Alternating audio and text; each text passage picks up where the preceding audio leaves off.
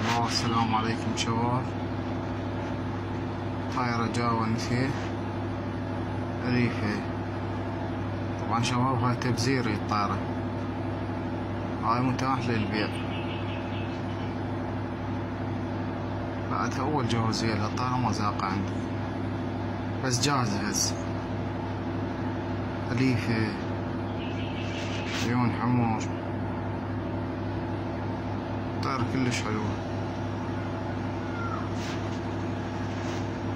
هاي شباب اللي يريدها أنا بخدمته.